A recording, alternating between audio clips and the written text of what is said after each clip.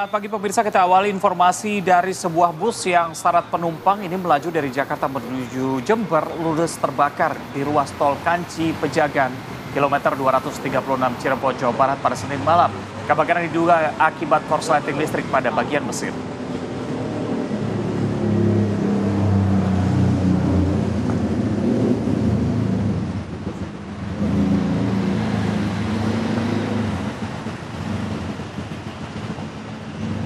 Ya, inilah video amatir rekaman handphone milik anggota pemadam kebakaran Kabupaten Cirebon yang menunjukkan kobaran api membakar bus akap di ruas tol Kanci Pejagan kilometer 236 perbatasan antara Kabupaten Brebes dengan Kabupaten Cirebon, Jawa Barat.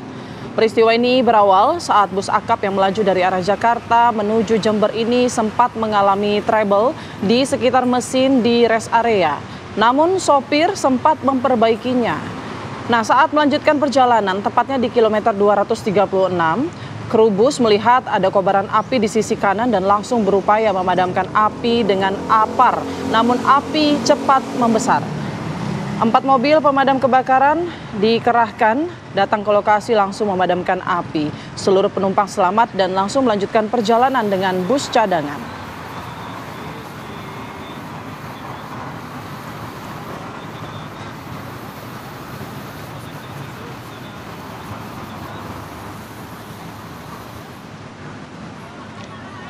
Masih dari informasi kebakaran, pemirsa, diduga akibat kebocoran gas, warung gas eceran di Bandung Kidul, Kota Bandung, Jawa Barat hangus terbakar.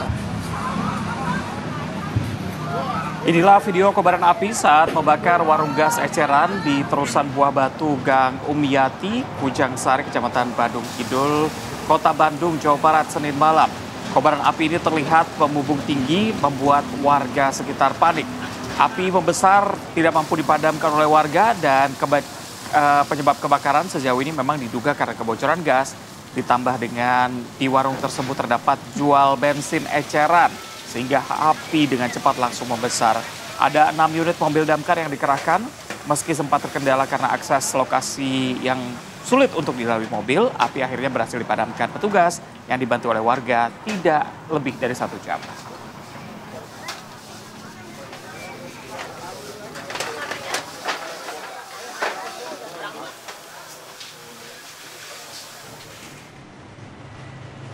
Assalamualaikum warahmatullahi wabarakatuh. Selamat pagi. Selamat pagi pemirsa, selamat pagi Putri. Pagi-pagi minum kopi tubruk. Cakep. Sambil nonton burung berkicau merdu. Cakep. Daripada melamun karena masih ngantuk, mending nonton kita untuk mengawali semangat pagimu. Nah, Asik. saya juga punya nih.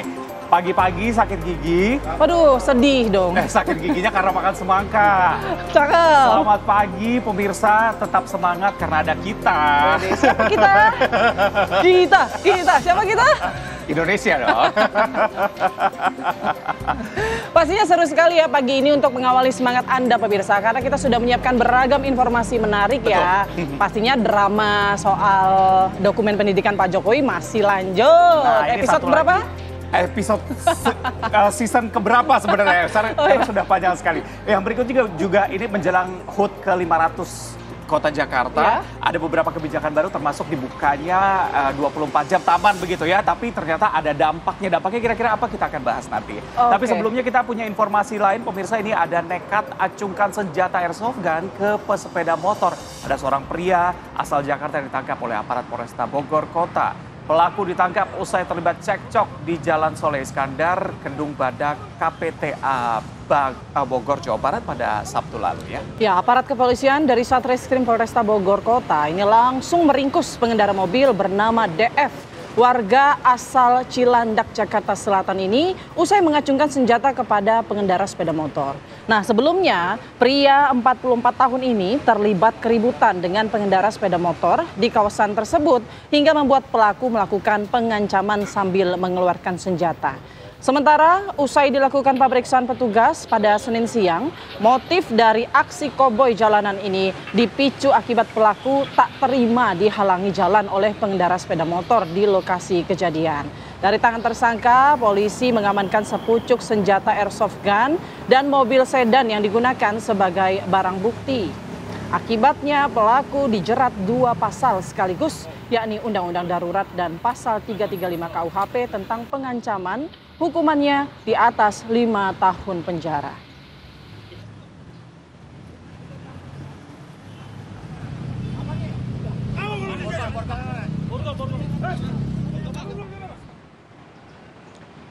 Pemirsa, 1 orang warga tewas dalam kericuhan yang terjadi di arena sabung ayam atau Tajen di Desa Songan, Kabupaten Bangli, Bali. Yang Anda lihat ini merupakan detik-detik perkelahian yang terjadi pemirsa pada Sabtu sore, terekam pada video yang memang sudah tersebar di media sosial. Dalam video terlihat ada 2 orang yang terlibat perkelahian serta dipisahkan oleh warga lainnya. Dalam kejadian ini 1 warga meninggal dunia akibat luka tikam di bagian dada, sedangkan pelaku juga terluka sabetan taji di bagian perut dan dirawat di rumah sakit. Pasca kejadian, kepolisian dan TNI masih disiagakan di lokasi untuk mengantisipasi kericuhan susulan dan aksi balas dendam keluarga korban.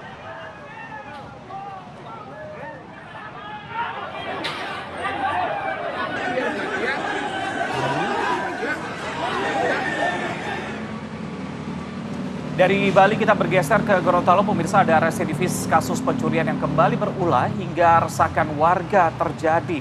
Pelaku nyaris tertangkap namun akhirnya berhasil kabur dari kejaran polisi dan warga karena menguasai medan. Pelaku yang kerap disapa Karimu ini viral di media sosial dan memicu kecemasan warga. Tak hanya sekali ya, pelaku ini merupakan residivis dan kembali berulah melancarkan aksi pencurian di beberapa rumah warga. Karimu dikenal kerap membawa senjata tajam, bahkan saat mencuri tak segan-segan melakukan aksi pelecehan kepada pemilik rumah. Beberapa hari terakhir ini, warga bersama jajaran Polres Bone Bolango terus memburu pelaku yang juga dikenal lihai dan diduga memiliki ilmu hitam. Pelaku sempat nyaris tertangkap, sayangnya pelaku kembali kabur dan menghilang karena menguasai medan. Atas kejadian ini, Kapolres Bone Bolango meminta agar warga tetap tenang dan waspada serta mengaktifkan kembali pos kamling. Kalau sudah residivis, dihukum, masih nggak jera, mengulang lagi, bahkan tidak segan-segan melakukan pelecehan juga, artinya hukumannya kurang berat. Nah itu dia. Dan yang menarik adalah untuk mengaktifkan lagi pos kamling begitu ya. Warga kayaknya merasa lebih aman karena ada CCTV, tapi ternyata penjagaan oleh warga sekitar tuh masih penting, dibutuhkan. Iya, begitu. Duta Sela on Seven aja masih jaga pos kamling loh setiap hari Rabu. Ingat ya, hari Rabu dia menolak konser demi bisa jaga permukimannya. Oke, kita beralih ke informasi selanjutnya, pemirsa. Ada 2 pemuda anggota geng motor brutal yang melakukan penyerangan dan perampokan di jalanan.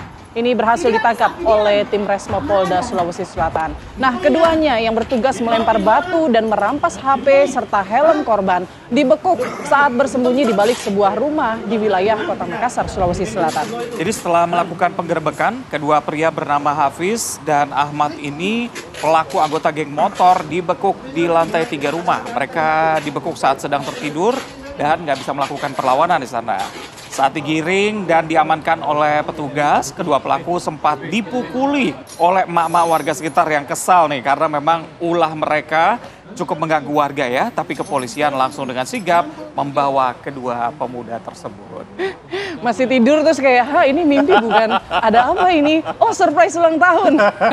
Ternyata ditangkap polisi. Dapat hadiah juga, bogem mentah dari mama ya. Kabar berikutnya, pemirsa, ada minibus yang nyelonong masuk ke dalam toko di Kota Malang, Jawa Timur. Kejadian ini memang sempat bikin geger pihak warga sekitar dan pihak keluarga pengemudi siap untuk bertanggung jawab atas kejadian ini.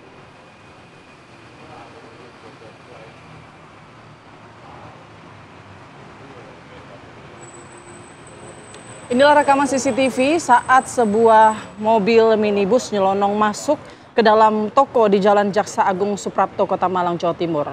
Saat dikonfirmasi, pihak toko masih menghitung kerugian akibat kejadian ini, tetapi keluarga pengemudi siap bertanggung jawab dengan mengganti semua kerusakan yang dialaminya. Mediasi saat ini sedang berjalan, pemirsa, dan Kanit Gakum Polresta Malang Kota, Ibtu Isrofi menyebut kejadian ini murni kelalaian. Pengemudi mobil berusia 80 tahun lalai saat hendak menginjak rem, justru balik menginjak gas saat akan putar balik. Akibat kejadian ini, toko terpaksa tutup sementara hingga proses penghitungan kerugian selesai dilakukan. Seperti drive-thru ya? Tapi mungkin dikira seperti itu. Nah, ada baiknya mungkin biar hal-hal serupa tidak terjadi pada saat mengendarai kendaraan. Mungkin kita tanyakan juga lah ya kepada rekan-rekan dari NTMC Polri.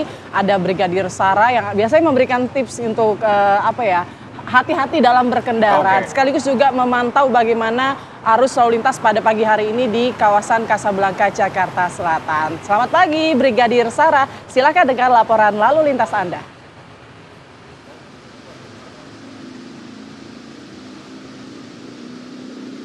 Baik, terima kasih serta selamat pagi pemirsa. Dari Kasablanka saya melaporkan situasi arus lalu lintas pada pagi hari ini, di mana terlihat di belakang saya situasi arus lalu lintas sudah dalam keadaan ramai, baik untuk kendaraan dari arah Tebet ataupun Saharejo yang akan mengarah ke Kuningan ataupun Mampang dalam keadaan ramai.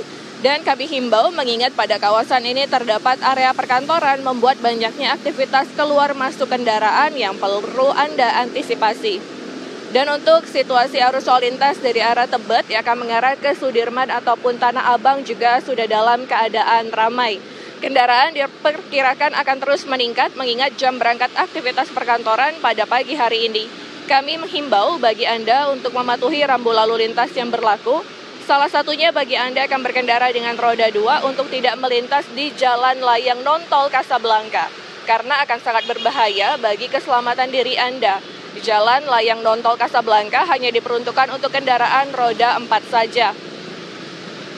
Situasi sebaliknya dari arah Kuningan ataupun Tanah Abang yang akan mengarah ke Tebet ataupun Manggarai masih dalam keadaan kondusif lancar.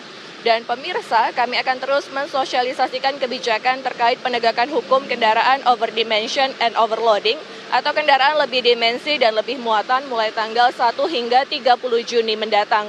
Sosialisasi terkait lebih dimensi dan lebih muatan ini dilakukan langsung di lapangan. Petugas akan memberikan edukasi dan himbauan kepada pemilik angkutan maupun pengemudi agar segera menarik kendaraan yang tidak sesuai aturan atau melakukan normalisasi. Berdasarkan data IRSMS Korlantas Polri juga dapat kami update angka kecelakaan lalu lintas di seluruh Indonesia 1 kali 24 jam. Terjadi sebanyak 251 kasus laka lantas dengan rincian 10 meninggal dunia, 30 luka berat dan 187 luka ringan. Dari 251 kasus laka lantas tersebut, 98% terjadi di jalan non-tol. Untuk itu kami menghimbau bagi Anda untuk patuhi rambu lalu lintas yang berlaku saat Anda berkendara dan juga tidak melakukan aktivitas yang dapat mengganggu konsentrasi Anda seperti bermain handphone.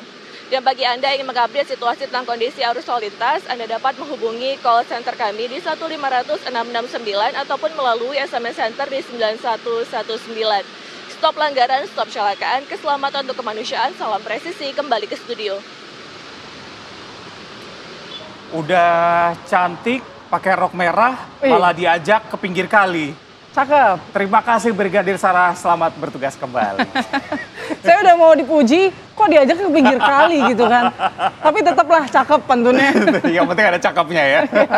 Oke, baik, kita jeda terlebih dahulu pemirsa. Kita masih punya banyak informasi menarik lainnya yang akan kami hadirkan usai jeda berikut. Di antaranya militer Iran yang kembali melancarkan serangannya ke Bethlehem, Israel. Sesaat lagi tetap bersama kami di Apa Kabar Indonesia Pagi.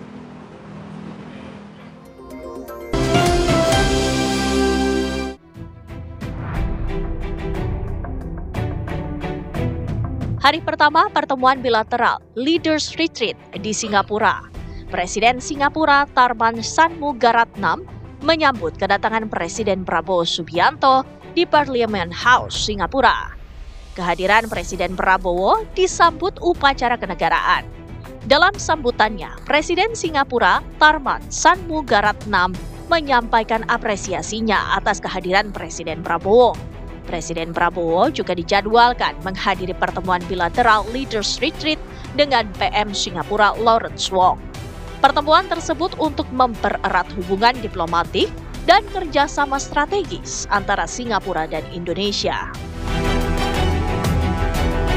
beliau akan memulai seluruh agenda kunjungan kenegaraan yang juga kemudian akan dilanjutkan dengan agenda Leaders Retreat dengan Perdana Menteri Wong.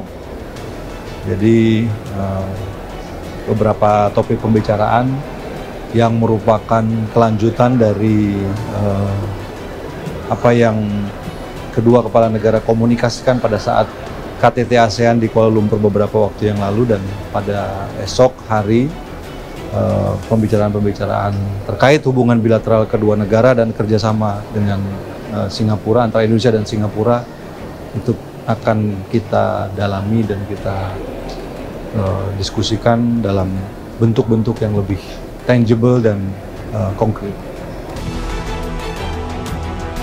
Usai kunjungan kerja ke Singapura, Presiden Prabowo akan bertolak ke Rusia untuk menghadiri Forum Ekonomi Internasional Saint Petersburg.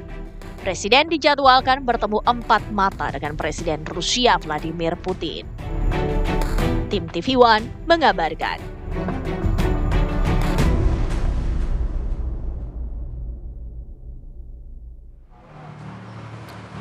Wakil Menteri Dalam Negeri Bima Arya bersama sejumlah pihak menggelar rapat soal polemik 4 pulau di wilayah Aceh, Sumatera Utara.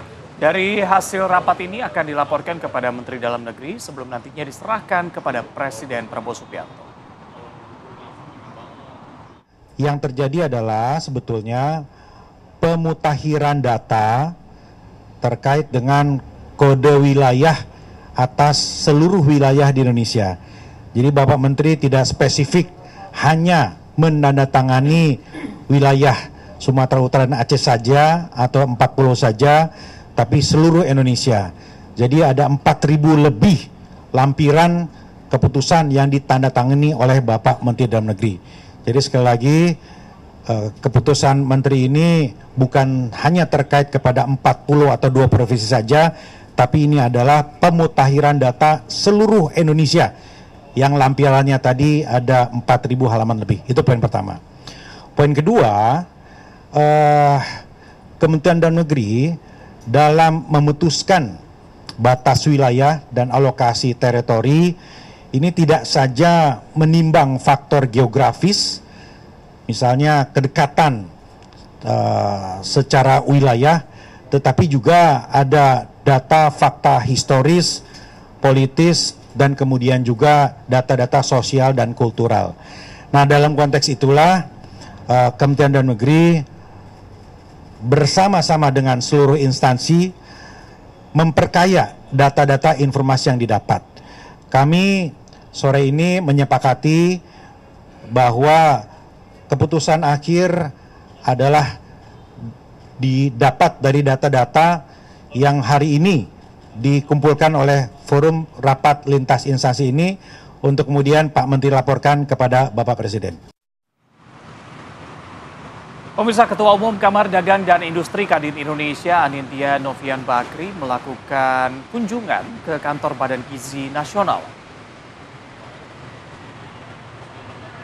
Pertemuan dengan Kepala Badan Gizi Nasional Dadan Hindayana membahas dukungan Kadin Indonesia dalam program nasional Makan Bergizi Gratis yang ditargetkan menyentuh jutaan penerima manfaat. Kadin menyatakan komitmen aktif dalam program tersebut dengan menargetkan pembangunan 1.000 titik pelayanan gizi.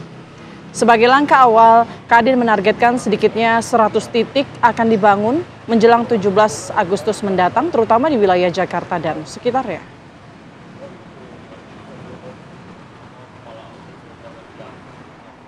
Update, kami melaporkan perkembangan NDG Gotong Royong Kadin, di mana entusiasmenya luar biasa. Tadi kita bicara bahwa Kadin berniat untuk ikutan 1.000 titik, dan kita akan mulai dengan pilot project. Ini bisa membuat pemberdayaan masyarakat juga jelas dari sisi dunia usaha, lalu juga tenaga kerja, dan yang paling penting ya untuk masa depan generasi kita.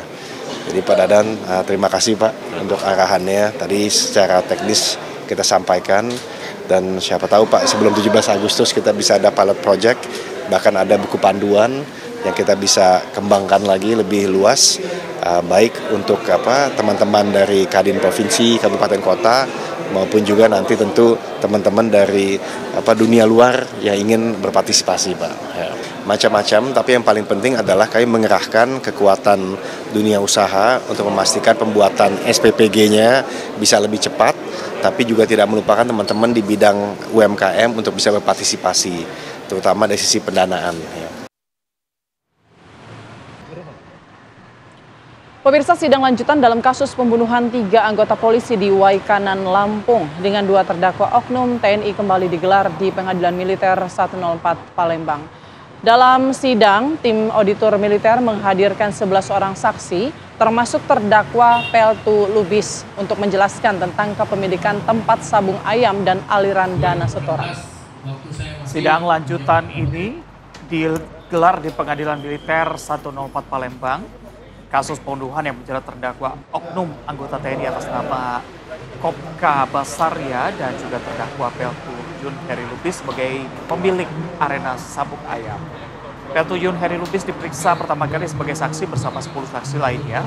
Dalam kesaksiannya, Peltu Lubis mengaku ide pertama kali membuka judi sabung ayam dan dadu muncang ini dari terdakwa Basaria.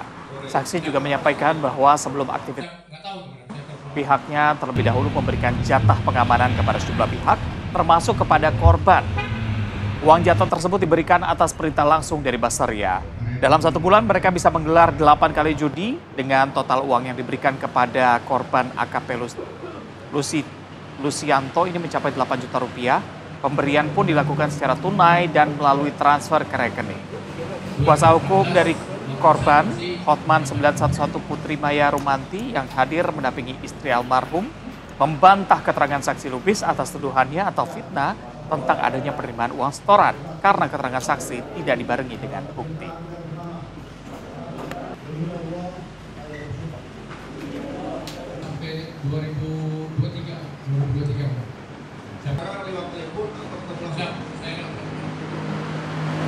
Dipicu masalah utang piutang, pemirsa, 2 ibu rumah tangga di kota Cilegon, Banten tega membunuh teman arisannya sendiri dengan cara disekap dan dianiaya.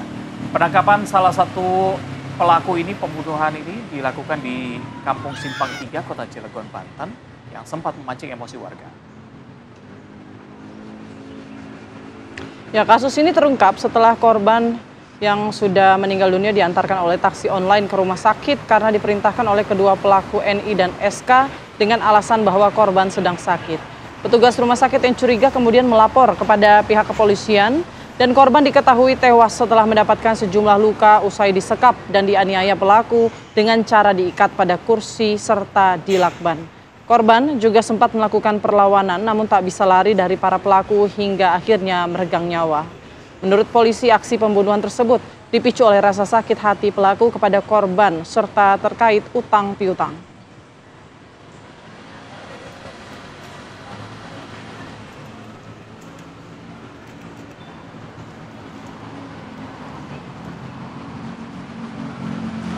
Sejauh mana perkembangan dari kasus ini, kita sudah tersambung dengan Kasat Reskrim Polres Cilegon AKP Hardi Medikson Samula. Selamat pagi Pak Kasat.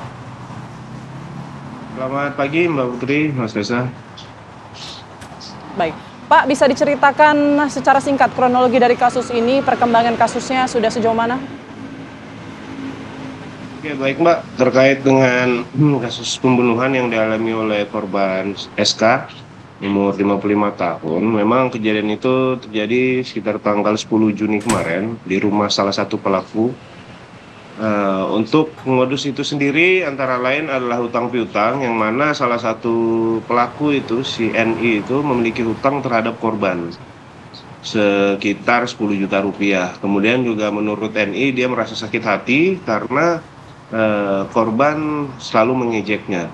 Kemudian pada tanggal 10 itu korban dihubungin, korban untuk datang ke rumah pelaku untuk mengambil uang arisan dengan alasan seperti itu. Kemudian ketika sampai di rumah korban sempat terjadi cekcok, kemudian korban disekap dengan cara diikat tangan dan kakinya, kemudian dilakban di bagian kaki, mulut, dan juga mata. Korban sempat melawan, namun karena korban ini memiliki penyakit bawaan sehingga korban tidak sadarkan diri sampai merenggang nyawa. Oke, Pak Kasat, berarti bisa dibilang bahwa tidak ada rencana pembunuhan begitu ya? Hanya berencana untuk menyekap saja awalnya. Kalau untuk perencanaan, itu kita lihat dari adanya barang bukti yang dimana sudah disiapkan atau alat-alat yang akan dipakai untuk melakukan penyekapan itu sudah disiapkan jauh sebelumnya. Sebelum korban ini datang ke rumahnya.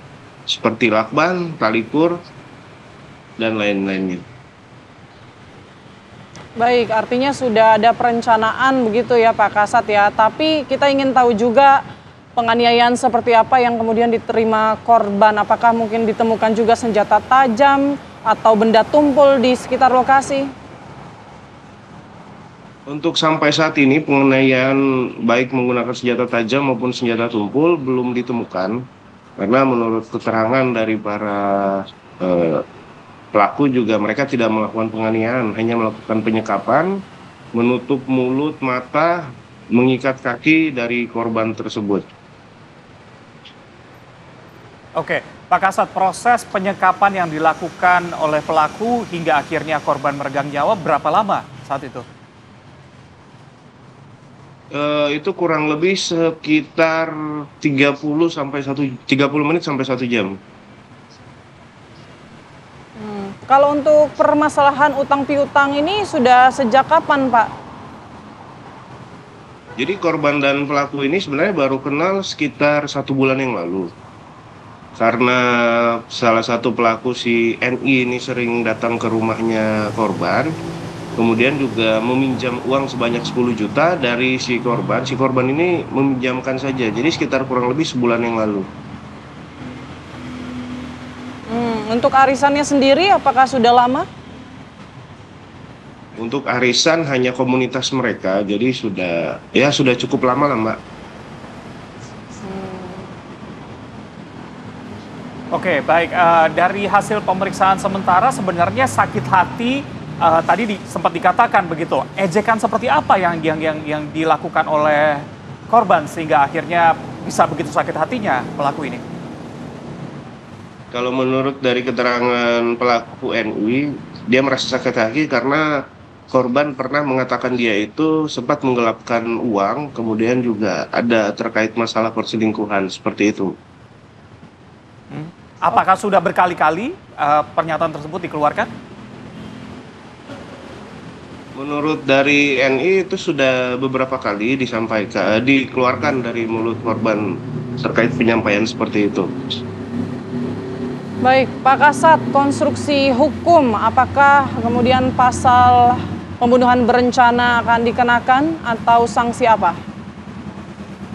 Ya, jadi kalau untuk konstruksi hukum sendiri kita tetap mengenakan terkait masalah pembunuhan berencana itu pasal 340 yang kita subsidiarkan dengan pasal 338, pasal 365 ayat 3, kemudian pasal 170 ayat 3 dan 351 ayat 3 dengan ancaman hukuman mati dan atau penjara seumur hidup. Oke, baik. Kita akan menunggu bagaimana kelanjutan dari kasus ini. Terima kasih bergabung bersama kami Kasat Reskrim Polres Cilegon AKP Hardy Medikson Samula. Baik, terima kasih Mas. Pemirsa, kita jeda terlebih dahulu. Usai jeda kita hadirkan dialog kita ini mengenai tim kuasa hukum Presiden ke-7 Joko Widodo yang menyebut ada upaya kriminalisasi terhadap Jokowi usai keputusan polisi yang menghentikan penyelidikan kasus ijazahnya. Sesaat lagi kami akan kembali.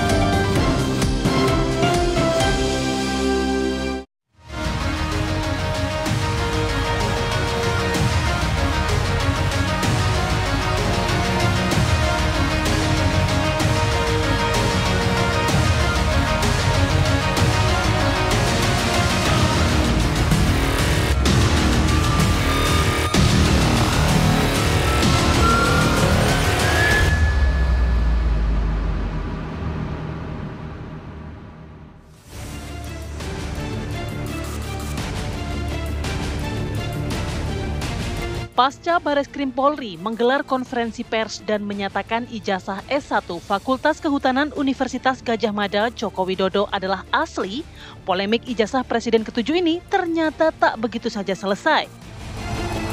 Meski sudah diputus dan tak ada unsur pidana oleh Bareskrim Polri, tak menghentikan upaya tim pembela ulama dan aktivis untuk membuka kembali kasus ijazah Jokowi. Bahkan TPUA mendesak polisi melakukan gelar perkara khusus. Alasannya, proses penyelidikan perkara ijazah Jokowi dinilai tak tuntas. Kuasa hukum Jokowi pun angkat bicara. Desakan gelar perkara disebut bentuk kriminalisasi kepada Presiden ke-7 RI itu. Permasalahannya sekarang, mereka mengatakan bahwa kok dihentikan, Pak? Ini tidak boleh dihentikan di penyelidikan, harusnya dilanjuti ke tingkat penyidikan.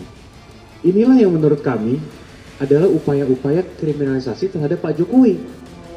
Bayangkan saja Mbak, suatu hal yang bukan merupakan tindak pidana mau mencoba dipaksakan untuk naik ke penyidikan sehingga seakan-akan itu adalah tindak pidana. Nah ini seakan-akan ada pihak yang lagi mau menyatakan ini harus ditingkatkan. Kalau itu tidak ditingkatkan, kami tidak puas. Nah inilah yang sangat menyesatkan dan menyedihkan bagi kami. Sehingga kami juga meminta pihak-pihak yang masih mencoba untuk melakukan hal ini, mengkriminalisasi klien kami untuk menghentikan hal tersebut. Lantas benarkah gara-gara polemik ijazah kesarjanaannya dipertanyakan, Presiden ke-7 Joko Widodo dikriminalisasi? Tim TV One mengabarkan. Mendapatkan dokumen asli ijazah sarjana Kehutanan nomor 1120 atas nama Joko Widodo dengan NIM 1681KT Fakultas Kehutanan UGM pada tanggal 5 November 1985 yang telah diuji secara laboratoris. Berikut sampel pembanding dari 3 rekan pada masa menempuh perkuliahan di Fakultas Kehutanan UGM meliputi bahan kertas, pengaman kertas, teknik cetak, tinta tulisan, tinta tulisan tangan, cap stempel, dan tinta tanda tangan milik dekan dan rektor dari peneliti tersebut, maka antara bukti dan pembanding adalah identik atau berasal dari satu produk yang sama.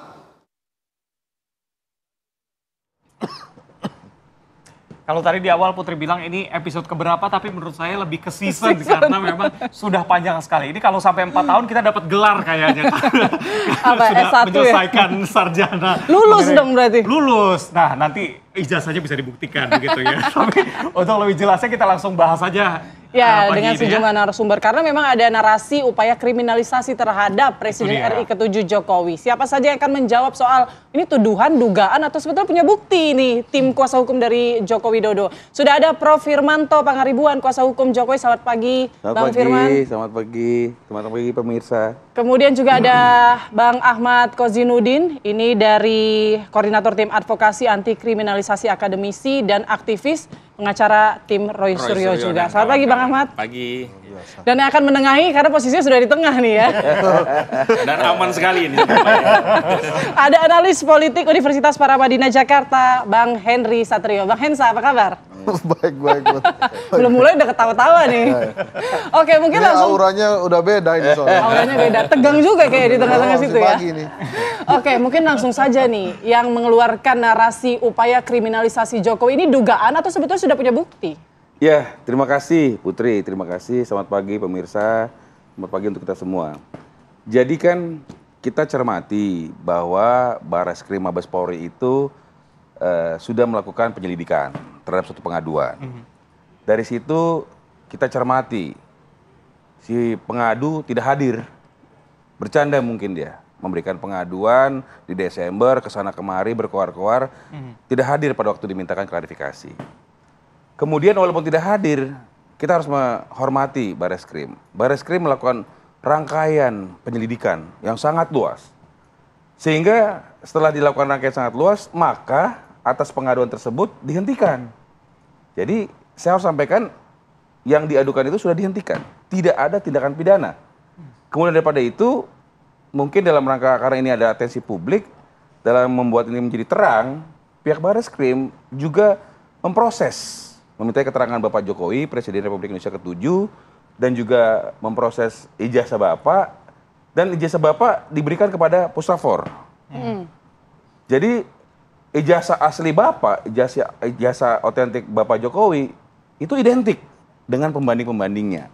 Di mana banyak ijazah-ijazah otentik lainnya, dan juga dokumen-dokumen otentik lainnya dari UGM, termasuk keterangan dari UGM sebagai pihak yang mengeluarkan ijazah tersebut, mengatakan bahwa Bapak adalah sah sebagai alumni Fakultas Kehutanan UGM, dan sah memiliki ijazah sebagai lulusan S1 UGM.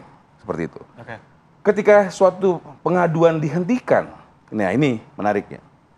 Kemudian masih terus narasi, tidak terima dan sebagainya.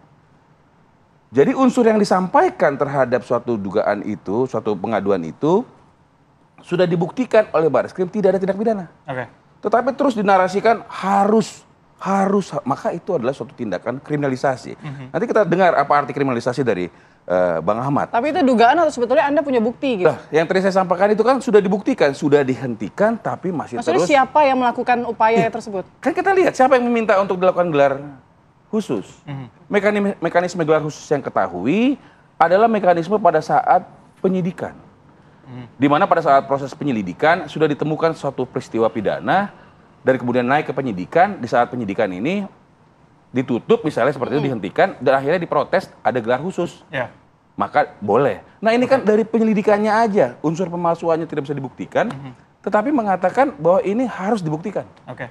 Kira-kira begitu. Terima kasih. Bang Ahmad, ada berapa 26 poin yang disampaikan ya, termasuk salah satunya adalah penyelidikan khusus begitu. Bagaimana tanggapannya? Ya, jadi yang pertama agar kita tidak masuk nomenklatur tuduhan terhadap apa sih yang dimaksud dengan kriminalisasi itu kita awali, kita batasi, kita definisikan dulu. Kriminalisasi itu apa? Kalau kita sepakat bahwa kriminalisasi itu satu tindakan yang bukan kejahatan, kita paksakan menjadi kejahatan, itulah yang kita sepakati dulu sebagai sebuah kriminalisasi. Yang kedua, aktivitas meminta gelar perkara khusus, apakah itu bagian dari kriminalisasi, apakah itu sebuah kejahatan? Saya ingin konfirmasi kepada media, juga kepada seluruh rakyat bahwa apa yang diambil atau ditempuh oleh TPUA itu adalah tindakan hukum yang berdasarkan hukum. Tanggal 20 Mei 2025, TPUA mengajukan permintaan gelar perkara khusus kepada Biro Wasidik Barreskrim Mabes Polri dengan dasar apa? Pasal 31 dan pasal 33 Perkapolri nomor 6 2019 yang memang dimungkinkan terjadi dua gelar. Ada gelar perkara biasa, ada gelar perkara khusus. Dan terhadap permohonan itu ternyata ditindaklanjuti oleh Biro Wasidik Mabes Polri. Tanggal 4 Juni 2025, Biro Wasidik Mabes Polri mengirimkan surat jawaban. Di poin 2 ditegaskan dua hal. Yang pertama, Biro Wasidik Mabes Polri telah menerima surat permintaan gelar perkara khusus yang diajukan TPUA ke Wasidik Mabes Polri. Yang kedua, Biro Wasidik Mabes Polri menyatakan akan menindaklanjuti aduan itu sesuai dengan ketentuan peraturan perundang-undangan. Ya, tapi ini dari Bang sisi, Ahmad, kenapa tidak hadir saat dipanggil untuk dimintai klarifikasi? baik, itu yang kedua. Yang kedua adalah aduan ini kalau kita mau fair harusnya kan diposisikan sama. Terlepas tidak sama, kami tetap ikuti prosesnya. Maksudnya begini, 9 Desember 2024 TPUA mengajukan dugaan tindak pidana 3 pasal ya, 263, 264, dan 266 KUHP. Memalsukan dokumen, menggunakan dokumen palsu, dan memasukkan keterangan ke dalam palsu ke dalam akta otentik. Itu hanya dimasukkan ke Dumas. Tapi 30 April 2025, Saudara Joko Widodo membuat laporan di Polda Metro Jaya, langsung terbit LP. Saya lanjutkan ke Dumas. Dumas ini semestinya juga melibatkan pihak-pihak, terutama pengadu. Bahwa benar tadi pengadu utama itu kan Pak Egy Sujana tidak hadir, itu ada unsur disampaikan sakit, operasi. Dan itu sifatnya undangan klarifikasi, bukan panggilan polisi.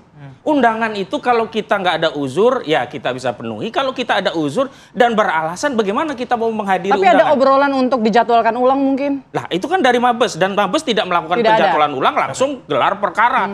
Nah, dan dalam gelar perkara itu kita tidak dilebatkan. Ada dua hal loh yang harus ditindaklanjuti Mabes. Pertama, pengaduannya itu sendiri. Yang kedua, bukti-bukti yang disodorkan termasuk deretan ahli yang semestinya harus ditindaklanjuti oleh Barreskrim Mabes Polri untuk diperiksa. Inilah yang kemudian kami tafsirkan proses di Barreskrim Mabes Polri secara prosedur itu tidak transparan, tidak equal, tidak kredibel, tidak akuntabel. Cacat karena hukum maksud Anda? Ya. Nah, karena itulah kami berinisiatif karena ada dasarnya meminta, dan ternyata pucuk dicinta ulam tiba ditindaklanjuti oleh Biro Wasidik. Di mana kriminalisasinya? Itu satu poin. Yang kedua, kita juga melihat ternyata apa yang digelar oleh Barreskrim oleh Pak Johandani Rajapuro yang ditampilkan kepada masyarakat, di antaranya satu, saya sepil saja. KKN terjadi pada tahun 1983. 3 hari atau 4 hari yang lalu, Saudara Joko Widodo justru menyatakan KKN terjadi awal 1985. Berarti kan ada yang bermasalah. Kita bisa simpulkan, berarti Barreskrim yang salah, Jokowi yang benar, atau Jokowi yang salah, Barreskrim yang benar, atau kedua-duanya salah. Karena nggak mungkin kedua-duanya benar. Yang kedua, kemarin klien kami, Rismon Sianipar, datang ke Pak Kasmujo. Dan justru menegaskan 2 hal.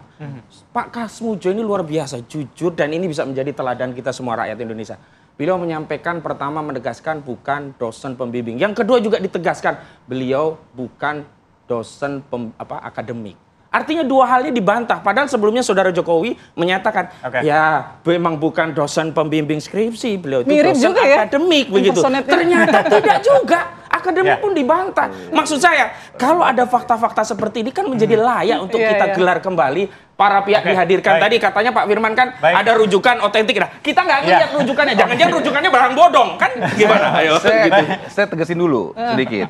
Sedikit aja. Jadi apa yang disampaikan oleh Bang Ahmad itu adalah merupakan suatu tindakan penyidikan. Artinya sudah naik, ada peristiwa pidana. Itu yang kami maksud. Sudah tegas dikatakan tidak ada peristiwa pidana.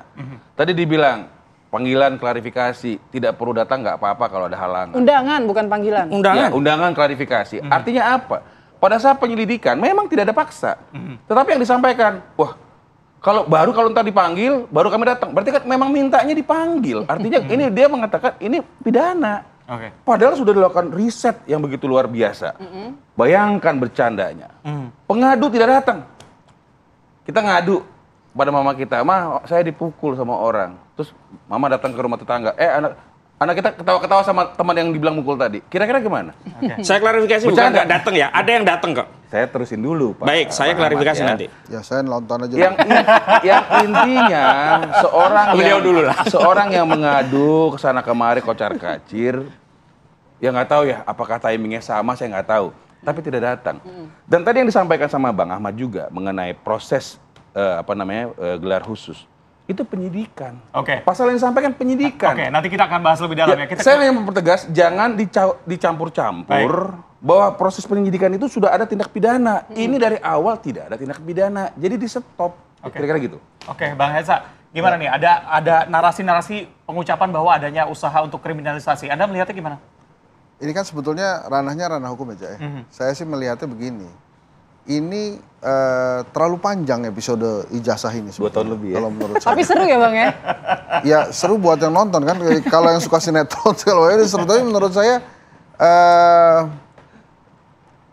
pihak utama yang menentukan palsu atau tidaknya, kalau menurut saya yang ngeluarin ijazah si UGM. Tapi kan udah jelas UGM bilang asli. Makanya begitu. Kepala jadi kaki, kaki jadi kepala. UGM kalau udah bilang asli dia harus stick ke asli.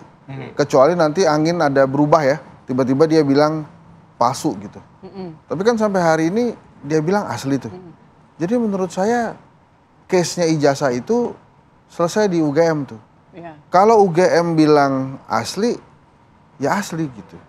Nah ini kan sekarang kelihatannya topiknya beda nih. Bukan tentang ijazah nih, tapi tentang Jokowinya nih. Nah, saya tuh berkali-kali nanya nih mumpung ada Mas Ahmad. Ini tujuannya nih Jokowi mau diapain nih? Pokoknya Jokowinya salah atau sebetulnya mau menguak apa sih sebetulnya? Saya tadi sempat ngomong tuh, saya sempat nanya juga. Ini kalau misalnya tiba-tiba UGM bilang, karena angin perubahan itu ya, palsu nih. Terus UGM-nya gimana mau dibubarin tuh UGM? Karena ya dia kan harus bertanggung jawab sama negara ini kan. Karena dia mengeluarkan jasa. Nah, memang serunya adalah ucapan-ucapannya Pak Jokowi kata Mas Ahmad, kerap berubah-berubah gitu kan. Yeah. Termasuk yang viral itu, Pak Kasmujo kan viral tuh kemarin. Tapi kalau tentang ijazah, saya sebagai akademisi dan lulusan universitas, ya percaya sama universitas. Sama yang maha kuasa juga ya. Oh iya, kalau itu kan pasti jadi misalnya begini loh. Saya Unpad nih, lulus nih, dikasihkan sama Unpad nih. Nih Han ijazah ya. Kan asli tuh kan pasti kan? Iya. Saya kan nggak nanya Unpad nih asli kan nih. UI begitu juga, BINUS juga begitu. Nah kalau ijazahnya ini kalau menurut saya memang ya UGM bilang asli, aslilah itu. Bahkan menurut saya level UGM bicara asli itu lebih tinggi dari kepolisian. Justru agak aneh kepolisian ikut-ikutan di sini nih tentang ijazah itu. Artinya emangnya kepolisian juga ikut-ikutan nggak percaya kalau UGM yang dikeluarin ijazah dari UGM itu nggak asli. Jadi ini dua hal yang berbeda kalau menurut saya. Kalau ijazah, saya percaya UGM keluarkan asli. Kalau ternyata itu nggak asli, itu UGM juga yang harus ngomong. Ya, jadi beban hukumnya sekarang udah pindah ke UGM sebetulnya. Dan saya yakin Jokowi paham itu. Gitu ya. Saya yakin Jokowi paham lah. Ini mah terserah aja urusan UGM aja. Nah tentang kriminalisasi ini ranah hukum nih. Bahasanya saya juga baru tahu tuh arti kriminalisasi tadi yang dijelaskan oleh Pak Ahmad. Nah jadi ini diselesaikan secara hukum aja. Tapi kalau menurut saya ini case-nya agak bergeser dari si ijazah itu. Ini pendapat saya ya. Saya kan bukan ahli dokumen nih, Pak Ahmad. Tapi yang saya lihat itu adalah bukan ahli fotokopi juga ya? Bukan. Makanya saya pernah bilang tuh, ini ingat-ingat fotokopi. Setelah UGM bilang ini asli, terus siapa lagi yang kita mau tanyain? Yang terima tukang fotokopi yang terima fotokopian waktu dia kesini dia bawa ijazah asli atau fotokopian juga. Kan jadi kemana-mana. Nah ini kalau saya melihatnya, ini dua hal yang berbeda antara ijazah dengan kriminalisasi. Mungkin kriminalisasi ini hukum, tapi kalau saya ijazah, saya ngelihatnya karena saya bukan ahli dokumen, saya ngelihatnya ke UGM-nya aja. Baik. Jadi kalau UGM putuskan asli, ya udah kita dengerin dia aja tuh. Nah, tim dari Roy Suryo CS kan sebetulnya juga sudah meminta langsung ke UGM, meneliti langsung bahkan berkas atau dokumen-dokumen pendidikannya Pak Jokowi. Tapi kan itu yang kemudian jadi dasar ya, mengatakan bahwa dokumen pendidikan Pak Jokowi ini dianggap mencurigakan begitulah ya, tidak asli atau reproduksi bahasanya begitu. Tapi apakah nanti kalau Pak Jokowi menunjukkan langsung nih ijazahnya, skripsinya, selesai masalah kita? Nanti kita bahas ya, usai jeda berikut. Yuk, tetap bersama kami di Apa Kabar Indonesia Pagi. Oh, sudah nanti katanya.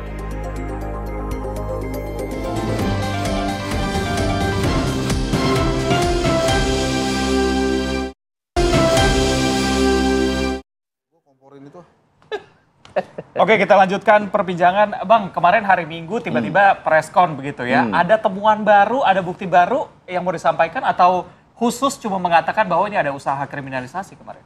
Ya, jadi kan seperti yang tadi beliau sampaikan, ini sudah ada pergeseran nih. Dari yang awalnya kajian ilmiah dan sebagainya, sejak 2 tahun yang lalu kan udah seperti ini. Hari ini berputar gitu kan. Kemudian disampaikan ijazahnya tidak ada. Lah wong tiap hari dipertunjukkan ijazahnya kok. Ratingnya mungkin dari sini TV One paling tinggi kali. Ijazahnya tiap hari ditunjukin. Masih juga dibilang tidak ada. Tapi kan sudah diteliti juga dari pihak penuding bahwa itu banyak ketidakcocokan begitu. Masalah font lah dan segala macam tuh. Itu silakan saja. Tetapi perlu kita ketahuin, proses pengaduan yang disampaikan di Bareskrim, bayangin di Bareskrim nih paling tinggi, itu dihentikan. Semudah itu. Lah wong dihentikan, terus dipaksakan ke penyidikan. Tadi kan bahasanya soal penyidikan. Artinya apa itu? Saya mengikuti aja jawaban beliau tadi, Pak Ahmad. Ada suatu tindakan bukan pidana, dipaksakan naik. Itu namanya apa? Kriminalisasi. Kira-kira gitu. Oke. Gimana Bang? Justru kenapa ini kami ajukan proses gelar perkara khusus? Karena proses penyidikan, tapi penyelidikan, tindakannya penyidikan. Sudah masuk ke bukti dan sebagainya. Kalau kita konsisten di KUHP, penyelidikan itu untuk melihat apakah peristiwa itu ada pidananya atau tidak. Kalau sudah penyidikan, baru kumpulkan bukti-bukti terhadap kejahatan yang diduga ada. Lah ini peristiwanya penyelidikan lari kemana-mana. Nah itulah yang kemudian kami simpulkan sejak awal proses di Bareskrim kan tadinya nggak ditindaklanjuti tuh tanggal 9 Desember 2024. Begitu Pak Jokowi laporan 30 April buru-buru digerakkan dan tadi kami diundang TPUA Bukan hanya Bang Egy, ada yang datang, Pak Rizal Fadilah datang, Bang Medi Junarto juga datang. Nah, kami kemudian menarik kesimpulan, oh ternyata kita dikerjain ini. Dugaan kami proses yang ada di Barreskrim dilanjutkan dalam rangka untuk menghentikan sekaligus memberikan deskripsi seolah-olah ijazah itu asli, meminjam otoritas Barreskrim, dan nah narasinya hasil itu mau digunakan untuk menguatkan dugaan fitnah dan pencemaran di Polda yang kemarin dalam kompres di beberapa kesempatan kami bantah, nggak boleh. Polda harus nyidik sendiri. Kalau mau membuktikan bahwa ada fitnah, ada pencemaran, ijazah itu harus disita lagi ke Polda. Buktinya kan nggak pernah disita ini barang. Dipinjemin, ini kan kayak barang rongsok, dipinjemin, ambil lagi. Harusnya sita. Nah itu yang pertama. Saya tanya ya. Yang kedua. Tanya sebentar. Percaya nggak pernyataan UGM kalau itu asli? Saya bukan masalah percaya atau tidak. Kita melihat proses dan prosedur. Baru kita masuk ke substansi. Nah yang kedua saya menanggapi. Kebenaran ada basisnya otoritas. Ada basisnya substansi. Yang kedua, kalau kebenaran itu diperselisihkan, maka hakim pengadilan. Oke, kalau tidak ada perselisihan, UGM lah yang berwenang. Karena UGM yang mengeluarkan, UGM yang punya otoritas. Tapi ini kan sudah menjadi terjadi perselisihan hukum. Analogi sederhananya beginilah. Kalau nggak ada sengketa pemilu, yang punya otoritas menyatakan yang menang itu siapa? Ya KPU. Tapi kalau ada sengketa, siapa? Ya bukan KPU. Tunggu Mahkamah Konstitusi. Dan hari ini nalar yang sama kami gunakan. Janganlah menggunakan apa yang distatementkan oleh Barreskrim, padahal itu baru pada proses penyelidikan. Lagi-lagi, kami merasa tidak diberi ruang untuk men-challenge apa yang dilakukan oleh Barreskrim. Maksud saya begini, kalau penghentian itu melalui penyidikan SP3, kami punya ruang untuk melakukan apa yang disebut dengan pra-peradilan. Tapi kalau penyelidikan dihentikan, kami itu kayak kehilangan objek loh. Ini kamu mau gimana lagi? Makanya kami buka-buka. Oh ternyata ada di Perkapolri-nya. Pasal 31, junto pasal 33. Perkapolri nomor 6 tahun 2019.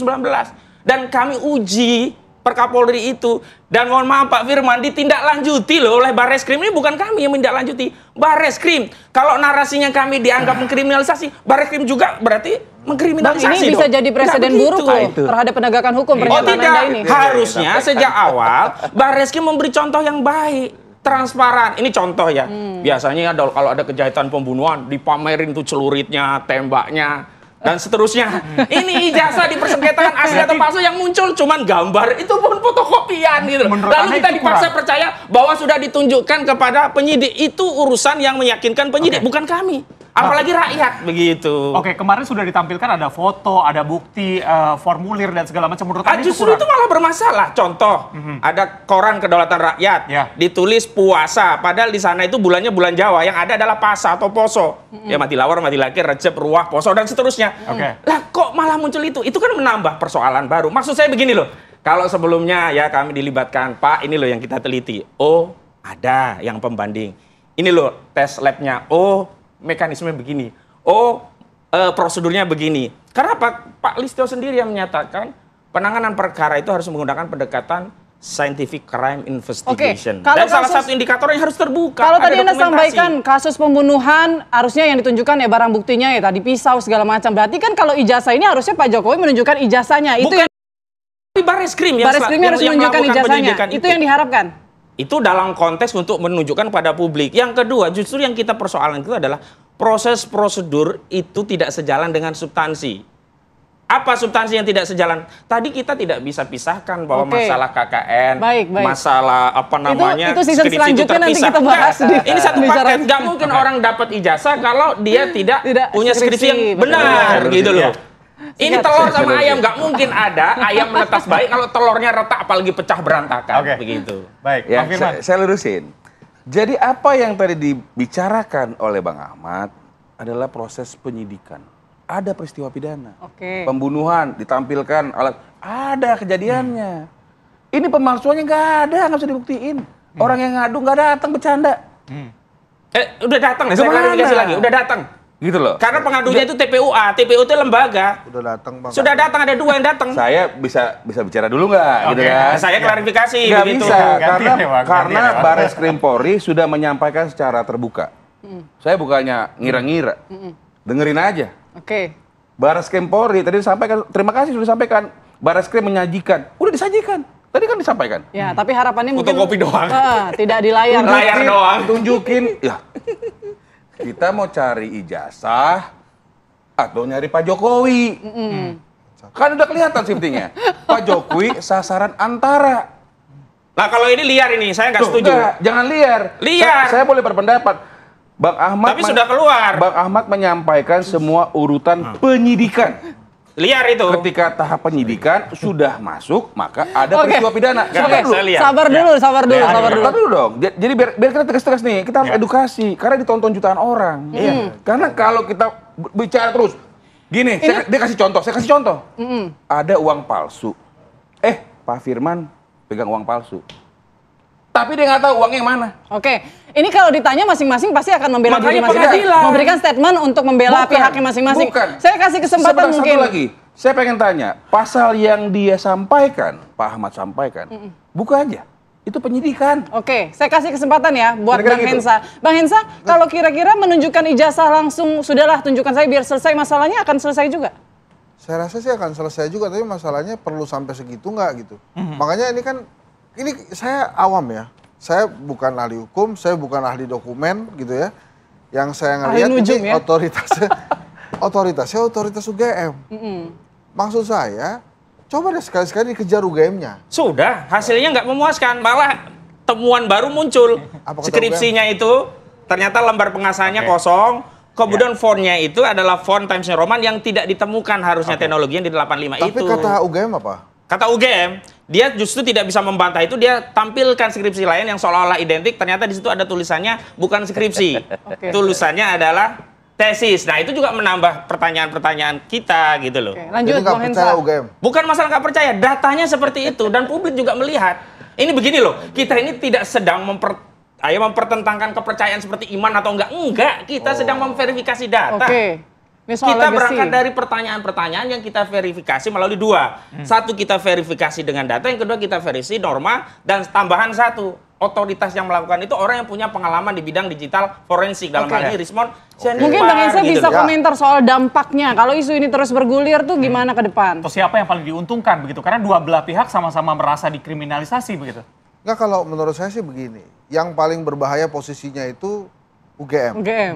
Kalau sampai kemudian nanti pengadilan memutuskan, ini kalau analogi KPU sama MK juga tadi nggak pas sebetulnya. Cuma karena saya nggak paham proses peradilan, saya ikutin aja itu. Karena KPU kan penyelenggara sekaligus juga wasit, gitu kan. Nah, si UGM ini kalau kemudian memang terbukti tidak asli, ini panjang urusannya UGM ya, bisa dibubarin juga kali. Kredibilitasnya ditanyakan. Kredibilitas, gitu. Terus nanti kan larinya kemana-mana tuh, ke KPU dan lain-lain dan lain-lain. Jadi ujungnya itu sebetulnya yang ingin saya tanya juga sebetulnya ke teman-teman Mas Ahmad, ini ujungnya mau membuktikan bahwa Jokowi nggak punya ijazah asli, atau ingin membuktikan bahwa UGM mengeluarkan ijazah yang nggak asli gitu. Terus kemudian impact ke Indonesianya ini gimana sih? Ujungnya nih terutama gimana? arah politik ke depan.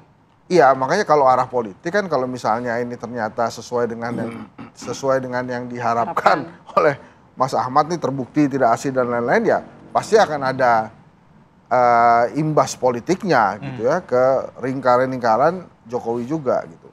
Tapi ini kan balik lagi ke masalah trust level ya. Saya kenapa kemudian ini jadi membuncah, karena ada kepercayaan yang makin menipis. Entah itu kepada Pak Jokowi, entah itu kepada UGM.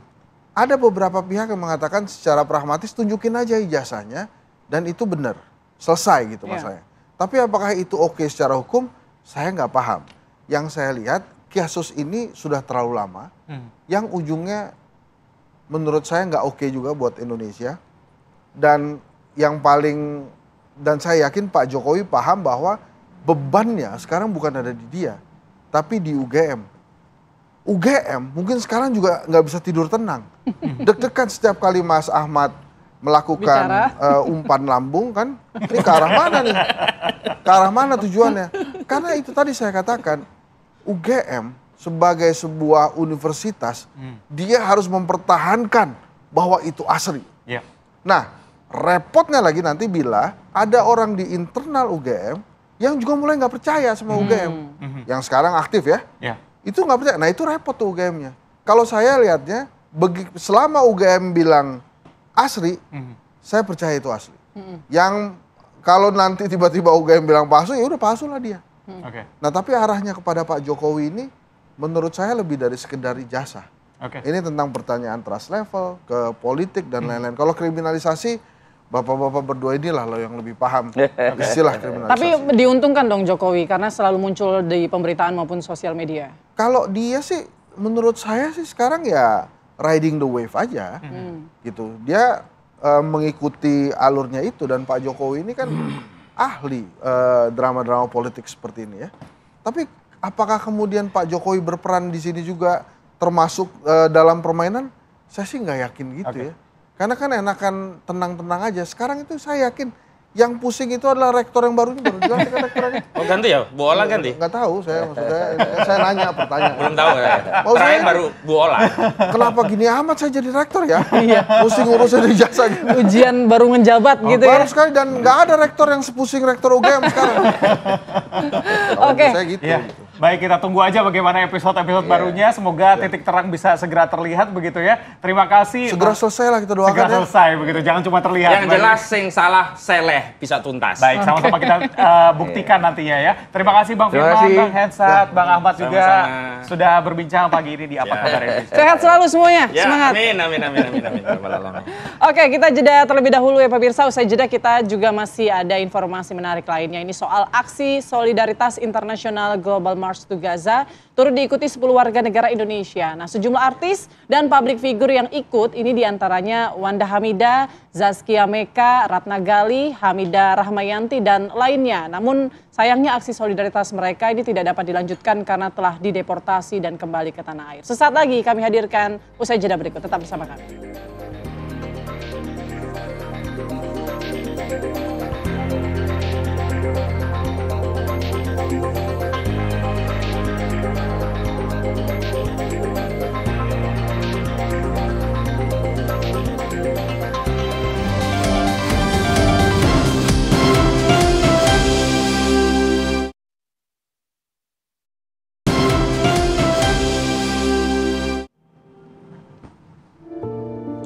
Pemirsa, aksi solidaritas internasional Global March to Gaza turut diikuti 10 warga negara Indonesia. Sejumlah artis, publik figur yang ikut diantaranya ini ada Wanda Hamidah, Zaskia Meka, Ratna Gali, Hamidah Rahmayanti dan lainnya. Namun aksi solidaritas mereka tidak dapat dilanjutkan karena telah dideportasi dan kembali ke tanah air.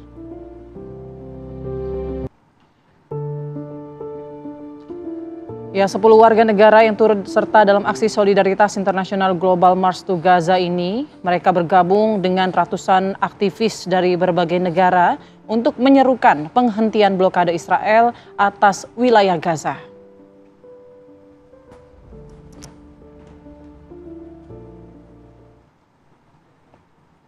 Dan untuk membahas hal ini, kita akan bergabung bersama dengan aktivis solidaritas bela Palestina, Ratna Gali. Assalamualaikum, selamat pagi. Assalamualaikum, Mbak Ratna. Waalaikumsalam warahmatullahi wabarakatuh. Selamat pagi. Lalu bergabung juga bersama kami ada wartawan senior Nasir Tamara. Selamat pagi, Pak Nasir. Selamat pagi, Pak Nasir. Selamat pagi. Selamat pagi semua. Baik, terima kasih sudah bergabung pagi hari ini. Mungkin pertama saya ke Mbak Ratna Gali. Mbak Ratna Gali, sayang sekali ya aksi dari 10 WNI ini harus terhenti, bahkan sudah dipulangkan ke tanah air. Tapi mungkin boleh ceritakan sedikit bagaimana kondisi teman-teman pada saat tiba di Mesir saat itu. Katanya juga mendapat intimidasi dari intel-intel setempat ya Mbak? Betul, bismillahirrahmanirrahim. Mungkin untuk sedikit meluruskan, kami sampai ke Indonesia itu posisinya tidak dalam keadaan kami dideportasi. Jadi memang itu pilihan yang kami ambil, dan pilihan itu kami ambil berdasarkan informasi dari semua teman-teman delegates dari negeri tetangga-tetangga kita, dan juga memang karena kami selalu intens berkomunikasi dengan pihak KBRI, memantau kondisi di lapangan seperti apa. Jadi sebelum terjadi hal-hal yang tidak diinginkan, karena memang kami mendengar ada beberapa delegates yang ditangkap di hotelnya dan dipulangkan, dideportasi. Jadi sebelum itu semua terjadi, pada saat kami mendapatkan informasi seperti itu, jadi kami mengambil keputusan untuk mencari tiket di hari yang sama juga, tiket yang terdekat, dan untuk pulang ke Indonesia seperti itu. Oke, kalau dari cerita WNI lainnya, salah satunya mungkin Mbak Wanda Hamidah kan sempat disamperin begitu ke hotelnya oleh penegak hukum sana begitu, aparat keamanan di sana gitu. Kalau dari Mbak Ratna Gali sendiri, apakah juga sempat diinterogasi pihak imigrasi maupun juga aparat keamanan di sana untuk aksi ini? Betul sekali Mbak. Sebenarnya apa yang disampaikan Mbak Wanda tadi malam mungkin sebetulnya kurang lebih sudah menggambarkan kondisi yang memang kami alami di sana. Jadi dari sebelum kami landing aja udah banyak informasi bahwa delegates yang hadir di sana, yang datang ke sana dan memang secara resmi terdaftar di gerakan aksi Global March to Gaza sudah mendapatkan treatment yang berbeda dari pemerintah, dan memang harus dimaklumi karena memang itu menyangkut dengan keamanan dan ketenangan di negara itu sendiri gitu. Jadi pada saat kita sampai di hotel, karena berhubung memang kita menggunakan kendaraan yang agak-agak menarik perhatian gitu. Kami menggunakan bus besar.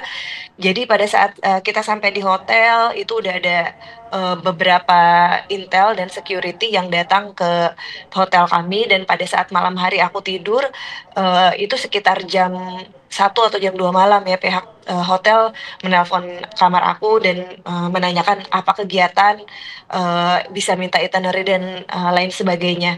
Dan di pagi hari posisinya pada saat beberapa rekan kami turun ke bawah untuk sarapan, ternyata untuk sarapan dan membeli logistik untuk keberangkatan kita, karena memang kita akan long march. Jadi kita ingin mempersiapkan logistik dan konsumsi supaya nanti kita siap pada saat posisi kami di gurun. Namun sayangnya memang pada saat ke bawah itu posisinya udah banyak sekali polisi ya, otoritas yang berwenang, dan juga ada intel, dan memang kami langsung ditanya apa kegiatan yang akan kami lakukan, apakah kami akan bergabung atau tidak dengan Global March. Jadi untuk supaya kami pun bisa tetap bergabung dengan teman-teman yang akan melaksanakan aksi damai, kami pun berstrategi bahwa sebelum kami mencapai titik kumpul, kami akan bersandiwara seolah-olah kami itu adalah pure turis gitu. Karena kan memang pada saat pagi itu kami dan panitia lokal memang belum mendapatkan izin resmi dari pemerintah Mesir, dan memang masih sedang diusahakan. Jadi memang sudah diinformasikan untuk seluruh delegates tetap mengikuti dan mentaati peraturan-peraturan yang berlaku di negara tersebut. Jadi kalau misalkan dibilang ada intimidasi atau ada konfrontasi langsung, betul, tapi sejauh itu memang posisinya konfrontasinya memang masih aman ya, karena kita juga masih di titik dan di kota yang bukan dituju untuk menjadi titik kumpul para delegates untuk menjalankan aksi damainya Global March to Gaza, seperti itu, Mbak. Baik. Saya ke Pak Nasir. Pak Nasir, kalau dilihat ini sebenarnya aksi Global March to Gaza ini kan diikuti lebih dari 50 negara begitu ya. Ada puluhan ribu orang yang ikut ke sana dari berbagai belahan dunia. Dampaknya kira-kira apa terhadap warga Gaza sendiri? Dampaknya itu penting karena ada solidaritas nasional dari 50 negara ya. Dan saat ini kan pemberitaan terhadap nasib orang Palestina di Gaza itu agak berkurang karena terjadinya perang antara Israel dan Iran yang menyita headline. Yang dikhawatirkan oleh warga Palestina, terutama yang di Gaza, itu nantinya begitu perhatian beralih ke perang, maka perhatian terhadap mereka itu berkurang. Dan kalau begitu terjadi, itu sangat tragis karena saat ini Palestina itu membutuhkan bantuan internasional, bantuan makanan, bantuan obat-obatan, bantuan sekolah. Ya, salah satu yang terkait dengan sandang pangan, kesehatan, pendidikan, yang basic needs gitu ya, harus dimiliki oleh warga dari setiap negara. Itu yang missing. Dan blokade ini kan menunjukkan bahwa Israel itu sangat kut-kekut ingin terus menguasai Gaza. Dan Israel itu menekan negara-negara seperti Mesir dan Jordania supaya tidak mengizinkan warga dunia yang ingin berdemonstrasi menunjukkan kepedulian mereka itu sampai ke perbatasan Gaza melalui wilayah Mesir, itu tidak sampai ke sana. Karena ini udah public opinion war, udah perang public opini ya. Dan selama ini dengan adanya pemberitaan terus-menerus dari flotilla sampai sekarang ini, isu Palestina itu menjadi hidup kembali. Dan ini juga problem di mana para pembela Palestina itu bisa menjadi siasat yang lebih halus lagi ya sesudah mereka nggak bisa masuk ke Gaza, ke Palestina gitu. Bahkan sampai ke perbatasan pun itu pasti sulit sekali. Ya. Pak Nasir, kita jeda terlebih dahulu ya. Usai jeda saya juga mau bertanya seberapa besar kemungkinan aksi atau pendekatan dengan cara seperti ini berhasil membuka pintu gerbang kemanusiaan ke Gaza begitu. Tapi sesaat lagi kita bahas, tetap bersama kami di Apa Kabar Indonesia Pagi.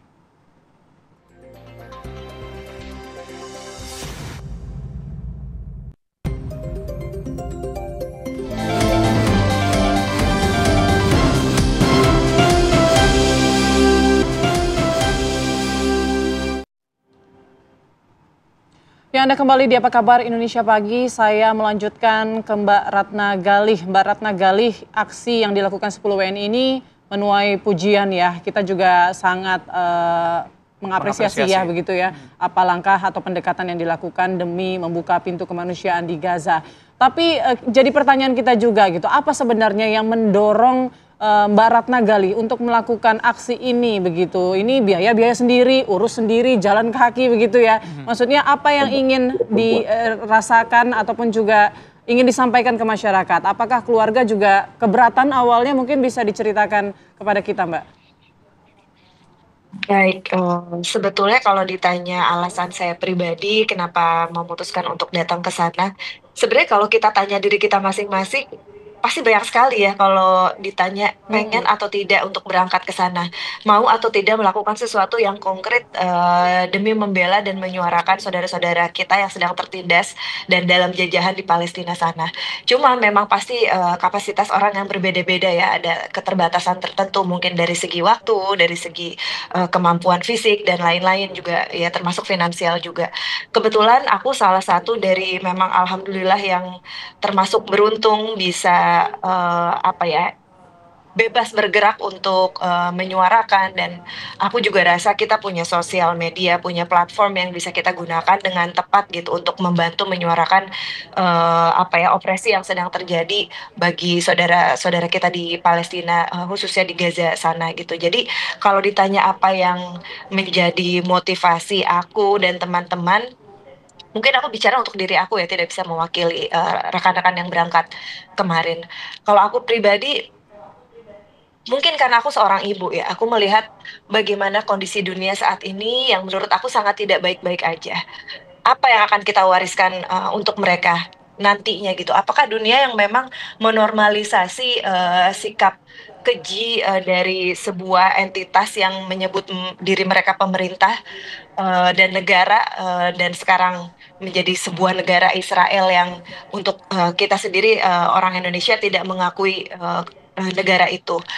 Apakah itu dunia yang akan kita wariskan untuk anak-anak gitu? Jadi sebetulnya untuk aku pribadi itu adalah teriakan seorang ibu yang merasa prihatin gitu ya, mungkin dari rasa empati aku terhadap perjuangan mereka di sana dan kondisi kehidupan mereka di sana, dimana kalau misalkan aku bertanya jika itu terjadi pada diri aku, apa yang aku harapkan untuk warga dunia ini lakukan.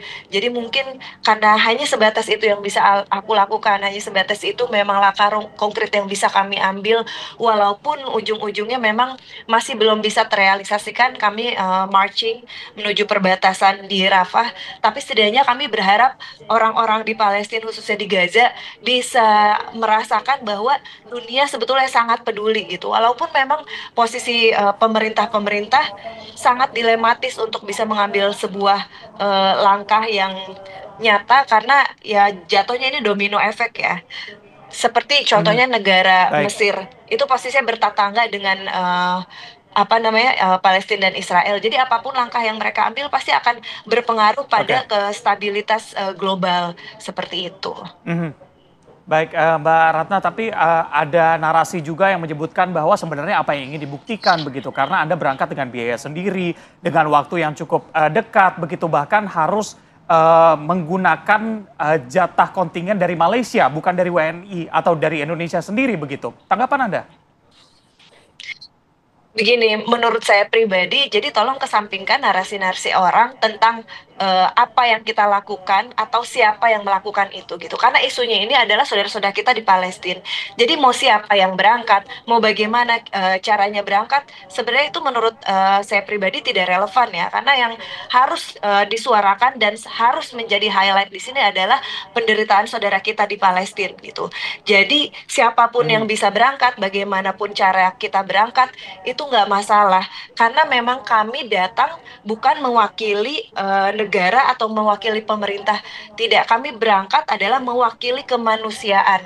Jadi menurut aku isu-isu seperti itu harus dikesampingkan dan kita tetap fokus dengan tujuan apa yang pengen kita capai, yaitu menyuarakan solidaritas kita untuk saudara-saudara kita di Palestina, terlepas bagaimana cara kita berangkat atau sama siapa kita berangkat. Kurang lebih seperti itu sih. Jadi narasi apapun yang ada di luar sana kayaknya nggak penting ya untuk kita untuk kita tanggapi seperti itu, Mas.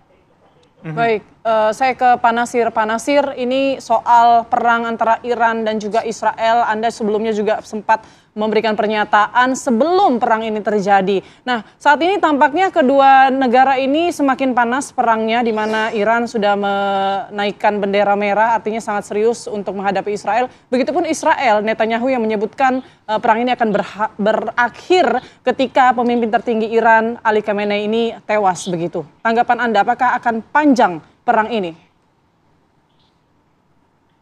Di Timur Tengah, perang itu selalu panjang, konflik itu nggak pernah pendek. Dan memang yang paling baru di sini adalah bahwa ancaman-ancaman terhadap kepala negara ini sesuatu yang baru. Biasanya kalau terjadi perang itu tidak diusik-usik lah untuk membunuh kepala negara gitu. Jadi ini sesuatu yang baru. Yang menarik ini, saat ini juga di Kanada, di pegunungan itu sedang bertemu 7 negara NATO, anggota NATO itu Pakta Atlantik, pakta militer yang terbesar dan terkuat di dunia. Pimpinannya Amerika Serikat, di situ ada Inggris, Prancis, Italia, Kanada. Jadi mereka itu 3 hari bertemu nih. Yang kita tahu akan dibicarakan adalah pertama, bagaimana apakah bisa mencari jalan yang damai antara Iran dan Israel yang sama-sama memuaskan, win-win. Sebab kayaknya nggak mungkin kalau nggak win-win, pasti ada yang akan marah gitu kan. Yang kedua, apakah G7, Indonesia diundang, tapi Indonesia nggak hadir. Pak Prabowo memilih pergi ke Rusia, kalau saya nggak salah ya, untuk bertemu BRICS gitu. Jadi di situ posisi Indonesia sudah jelas bahwa posisi Indonesia ini adalah membela Palestina. Sebelumnya 2 minggu lalu waktu Presiden Macron dari Perancis ke Jakarta, itu kan ada bikin statement bersama pers bahwa Perancis dan Indonesia menyetujui adanya 2 negara, solusi 2 negara gitu. Jadi ini 10 orang Indonesia yang ke sana, perempuan semua ini adalah pahlawan yang mengikuti anjuran pemerintah supaya 2 solusi damai kayak gitu. Yang paling penting di sini adalah dalam pertemuan G7 itu, kalau diputuskan bahwa tidak ada lagi usaha untuk mendamaikan antara Israel dan Iran, G7 mengambil sikap untuk memusuhi Iran. Kalau itu terjadi, artinya terjadi pengkeroyokan terhadap Iran. Dan apakah Iran akan diserang seperti dulu Irak diserang habis-habisan oleh koalisi yang dipimpin Amerika dan anggota-anggota NATO? Di sini tanda tanyanya. Cuman fakta barunya adalah di sini udah ada sebuah organisasi namanya BRICS yang ada Rusia, ada Indonesia di dalamnya, yang juga lebih menurut saya lebih independen gitu. Mencoba mencari solusi juga. Di BRICS itu ada 2 negara superpower, ada Tiongkok yang teknologi militernya luar biasa, dan ada Rusia juga. Dan di sini makanya kalau tidak hati-hati 2 blok ini akan bertempur gitu, karena akhirnya Israel menjadi proksinya negara-negara Barat, Iran tidak menjadi proksi siapapun juga, tetapi terus meneruskan perjuangan mereka. Dalam hal ini ya pemerintah Indonesia harus lebih aktif lagi sekarang. Sudah aktif pemerintah Indonesia, tapi jangan sampai sekarang ini seolah-olah negara lain seperti Turki yang mengambil inisiatif. Indonesia mesti bicara nih. Presiden kita diharapkan membuat sebuah pernyataan lah gitu. Karena harapan orang Palestina, harapan orang Iran, negara-negara Timur Tengah adalah pada Indonesia yang memimpin gerakan non-blok dan sampai sekarang diketahui netral. Itu posisi yang paling bagus. Namun membela manusia. Baik, beban ada di tangan kita begitu ya sebagai negara non-blok dan juga masyarakat Indonesia yang terus memberikan dukungan terhadap warga Palestina terutama masyarakat Gaza. Terima kasih sudah berbincang bersama kami Nasir Tamara, wartawan senior dan juga aktivis solidaritas bela Palestina Ratna Garing. Selamat pagi. Assalamualaikum warahmatullahi wabarakatuh. Baik, pemirsa, kita jeda terlebih dahulu. Saya jeda kita hadirkan informasi dari kebijakan pemerintah Provinsi Jakarta yang membuka sejumlah taman di ibu kota selama 24 jam. Dimanfaatkan para muda-mudi ini untuk berpacaran. Bahkan lokasi taman juga dijadikan sebagai tempat mesum. Sesaat lagi kita hadirkan informasinya, tetap bersama kami di Apa Kabar Indonesia Pagi.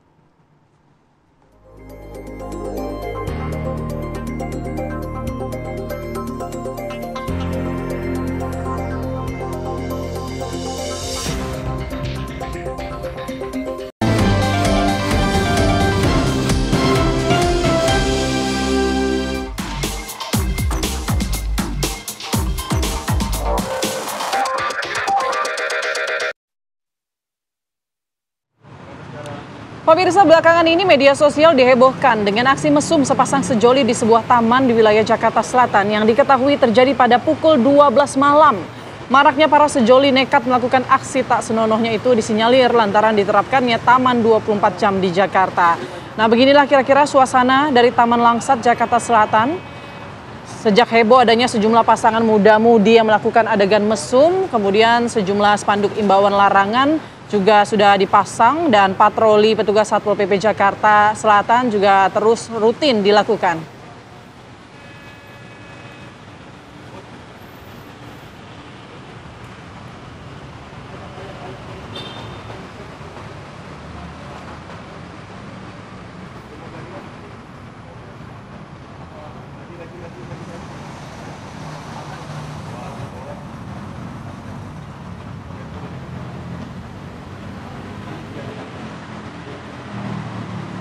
Ini niatnya baik, buka taman 24 jam biar warga bisa banyak beraktivitas, malah jadi dampaknya negatif begitu ya. Kita akan tanya ke Yunike Suwandi di sana, apakah memang aksi-aksi tidak senonoh ini masih ditemukan di sana begitu?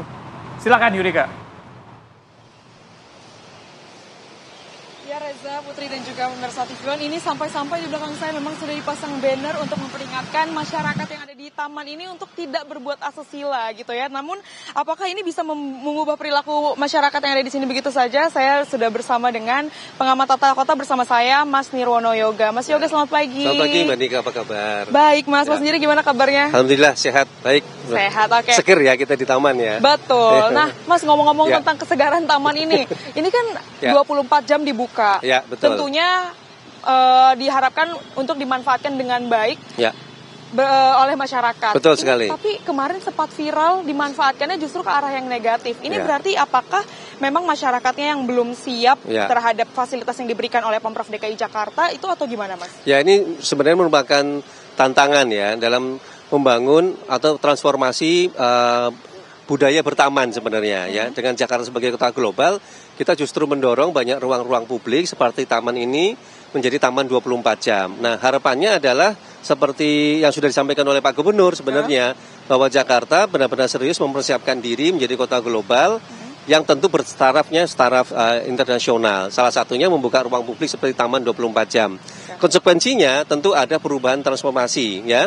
Bagaimana memanfaatkan taman-taman 24 jam ini dengan kegiatan positif tentunya supaya warga bisa produktif, kemudian dapat menikmati berinteraksi di ruang-ruang terbuka seperti ini dari pagi sampai malam, kemudian pagi lagi. Tentunya banyak kegiatan yang bisa kita lakukan di sini Mbak Nike. Nah, himbauan ini tentu menjadi catatan bahwa selain sudah disediakan CCTV, lampu ya, terus kemudian juga ada banyak petugas keamanan dan juga toilet serta kebersihan taman, tidak tertutup kemungkinan tadi ya, masih ada beberapa kegiatan-kegiatan yang belum dalam tanda petik sesuai dengan harapan. Nah, dari 5 taman yang sudah dibuka 24 jam nih Mbak Dika, kan ada lapangan banteng, ada menteng, ada literasi Kesinamartatiahut sama Ayodhya dan kita di Taman Langsat ini, kita berharap sebenarnya masukan-masukan dari warga apa yang perlu dibenahi sebenarnya agar pelaksanaan Taman 24 jam ini dapat berhasil. Tentunya ini menjadi catatan ke depan untuk apa? Untuk membuka lebih banyak lagi taman-taman 24 jam di Jakarta. Kenapa Mbak Nika? Karena di Jakarta ini paling tidak catatan kita ada 1.500 taman. Wow. Baik itu taman kota maupun taman lingkungan. Banyak sekali kan. Sayang kalau umpamanya tadi warga tidak memanfaatkan taman secara optimal. Kira-kira gitu Mbak Nika. Nah, tapi terkait dengan edukasi yang dilakukan kepada masyarakat ini, apakah hanya cukup dengan membuat banner, memasang banner, atau ada edukasi lain Pak? Ya. Paling tidak ada 3 strategi yang dilakukan ya. Yang pertama tentu sosialisasi saat ini kan yang paling mudah melalui media sosial ya. Dengan teman-teman dari pengguna taman itu sendiri, warga maupun komunitas, didukung dengan media massa, dapat menginformasikan apa yang boleh dan apa yang tidak digunakan di dalam beraktivitas di taman ya. Terutama kalau ini kita bisa bicara mulai dari sore sampai dengan paginya, terutama di malam hari ya.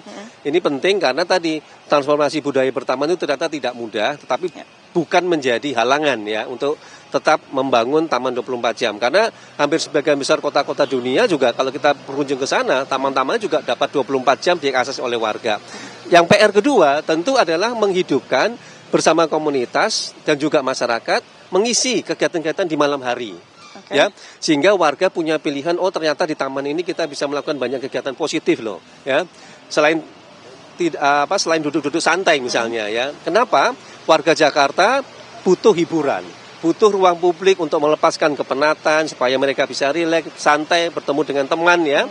Yang menjadi catatan bagi warga Jakarta secara keseluruhan. Nah, yang ketiga, tetap perlu dibutuhkan sosialisasi baik oleh seluruh masyarakat maupun juga nanti petugas keamanan ya.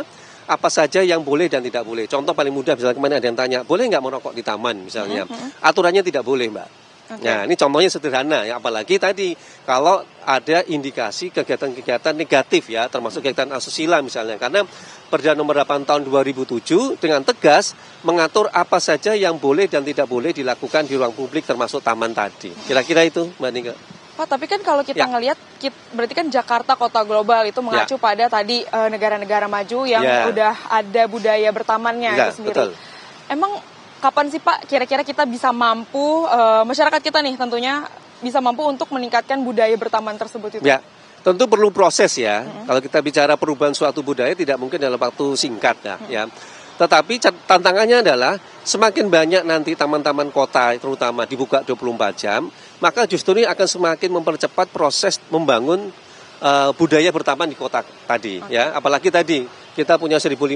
Kalau bayangan saya kita bisa punya 100 taman saja dalam 5 tahun ke depan ya, yang bisa dibuka 24 jam, ini tentu akan merubah secara signifikan budaya bertaman kota di Jakarta.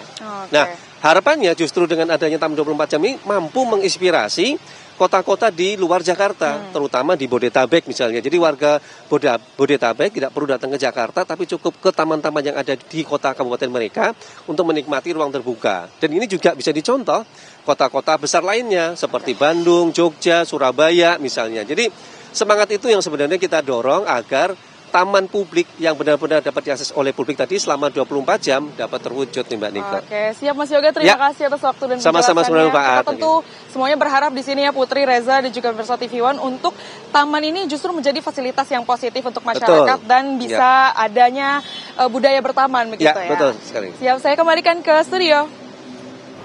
Baik, terima kasih Yunika.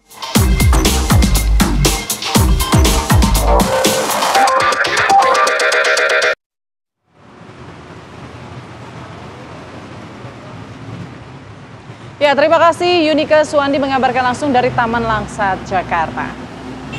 Dan pemirsa, informasi tadi sekaligus mengakhiri jumpa kita di Apa Kabar Indonesia Pagi hari ini. Saya Reza Baluel. Dan saya Putri Windasari. Reza Baluel asli orang Yaman. Cakep.